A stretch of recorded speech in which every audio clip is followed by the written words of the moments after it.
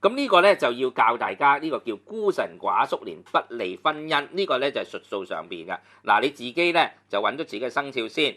咁啊，翠文，你係生肖頭先講咗啦，你屬龍啦。咁我同虎同埋同兔係一組嘅喎。係啊，咁你咧就同虎同兔咧呢兩個生肖咧就同一組啦。同一組裏邊咧，我哋睇到你個孤神寡宿年咧就喺巳同埋丑。咁我哋身邊寫咗巳就係蛇啦，丑就係牛啦。咁亦即係話咧喺過去2001年嘅蛇年，你係唔應該結婚。1997年係牛年唔應該結婚。喺未來咧嗰個牛年咧就係2009年，你唔可以結婚。所以翠文，如果你2008年遇咗個理想嘅對象咧，喺2009年嗰年咧，如果你結婚嘅説話咧，你同你嘅愛侶咧就唔係咁兼連。即係就算係雙春兼閏月都唔好。係啦，咁所以通常嚟講咧，就當然如果嗰年係盲年添，咁啊仲差啦。咁如果嗰年係雙春兼閏月，咁咪加啲分。但係基本上就話你結婚兩個可能會由頭到尾，但係孤神寡宿係指咩咧？係指踢咗老公落床。踢老公落床嘅意思就係話，哎呀，今晚我唔得啊，或者我今晚好攰唔得啊，係通常係指咧夫妻嘅兼連。咁啊，等於孤神寡宿等於咩？等於兩個做和尚師姑咁嘅意思。即係男嗰個咧就話我係念經啦，女嗰個話我都去念經。咁啊兩個念經我而家食埋齋添。咁跟住兩個人咧就覺得冇乜嗰種情侶 feel 啦。啦，咁呢個咧就要教大家呢個叫孤神寡宿年不利婚姻，呢個咧就係術數上邊嘅。嗱，你自己咧就揾咗自己嘅生肖先。咁啊，翠文，你係生肖頭先講咗啦，你屬龍啦。咁我同虎同埋同兔係一組嘅喎。係啊，咁你咧就同虎同兔咧呢兩個生肖咧就同一組啦。同一組裏邊咧，我哋睇到你個孤神寡宿年咧就喺巳同埋丑。咁我哋身邊寫咗巳就係蛇啦，丑就係牛啦。咁亦即係話咧喺過去2001年嘅蛇年，你係唔應該結婚。1997年係牛年唔應該結婚。喺未來咧嗰個牛年咧就係2009年，你唔可以結婚。所以翠文，如果你2008年遇咗個理想嘅對象咧，喺2009年嗰年咧，如果你結婚嘅説話咧，你同你嘅愛侶咧就唔係咁兼連。即係就算係雙春兼閏月都唔好。係啦，咁所以通常嚟講咧，就當然如果嗰年係盲年添，咁啊仲差啦。咁如果嗰年係雙春兼閏月，咁咪加啲分。但係基本上就話你結婚兩個可能會由頭到尾，但係孤神寡宿係指咩咧？係指踢咗老公落床。踢老公落床嘅意思就係話，哎呀，今晚我唔得啊，或者我今晚好攰唔得啊，係通常係指咧夫妻嘅兼連。咁啊，等於孤神寡宿等於咩？等於兩個做和尚師姑咁嘅意思。即係男嗰個咧就話我係念經啦，女嗰個話我都去念經。咁啊兩個念經我而家食埋齋添。咁跟住兩個人咧就覺得冇乜嗰種情侶 feel 啦。好孤寡啦，真係變。咁啊，志全嗱，你睇個表啦，又到你啦喎。我屬鼠嘅。鼠即係同咧牛同豬都係一組。係啦。咁你係邊年唔結得婚啊？嗱，戌人年都唔結得婚。喂，原來你今年你係行孤神寡宿。係喎。即係話今年你搶閘結婚啊唔掂喎。我冇。咁啊，除非你即係跟我修行啊，做個和尚仔啦。仲有虎年都唔結得啊。係啦，虎年都唔結得，咁啊嚟緊呢個虎年咧就係2010年嘅，2010年啦。好啦，咁我哋繼續睇下。朋友要幫佢睇下。唔係啊，我哋而家個監製啊要結婚啊，我哋監製要結婚啊，佢屬蛇啊，你而家幫佢睇睇，佢打算好快結婚。蛇咧就同屬馬同埋屬羊咧就係一組嘅。係啦。咁邊一年結得婚咧？呢一個咧就係龍年。係啦，辰咧就係龍啦嘛，申咧就猴啦嚇，咁咧就係即係猴年同埋呢一個龍年。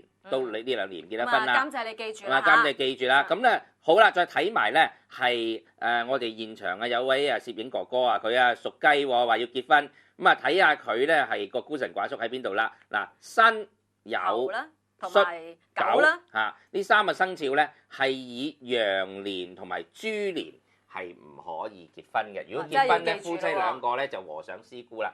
咁即係話2007年咧。就係呢一個屬馬騮、屬雞同埋屬狗嘅人咧，就犯孤神寡宿星。咁啊，如果你哋好急要搶閘結婚咧，咁咧就喺2007年結婚嘅説話咧，夫妻咧就比較冇咁兼連啊！我哋話。哇！真係越聽越講咧，就好似好多年都唔結得婚。你要忍多一年啊！因為其實咧有啲月份我知咧都係禁忌嚟嘅，譬如今年你話有雙春兼閏月，但係閏咗個7月，咁7月我聽啲老人家講亦唔結婚嘅喎。當然啦，咁啊其實一年裏邊咧，通常清明個月唔結得婚，由3月數起啦。咁啊跟住咧就鬼月就冇人結婚啦，係啊，係咪先？咁啊重陽咧就話好殺力好大嘅，重陽個月又唔結得婚。咁咧就有一啲俗例咧，直情打落由3月咧就到9月都唔結得婚嘅，就要9月之後先結婚。咁你幫我數下啦。得翻2個月。過年嗰個正月通常又唔結婚，咁你話剩翻幾多？得翻1個月。所以其實再衝埋咁啊，跟住唔使結婚。所以通常嚟講咧，我哋先避咗鬼月，通常一定唔避噶啦。清明咧就即係其次去避，除咗呢2個之外咧，其他嗰啲咧我哋好多時都避唔到噶啦。好多時都照去馬㗎啦，咁但係咧喺一啲比較犯煞嘅月份裏邊咧，我哋咪加多啲吉祥嘅意味落去，咁嚟到去沖淡咗嗰樣嘢，即係通常嘅做法係咁樣。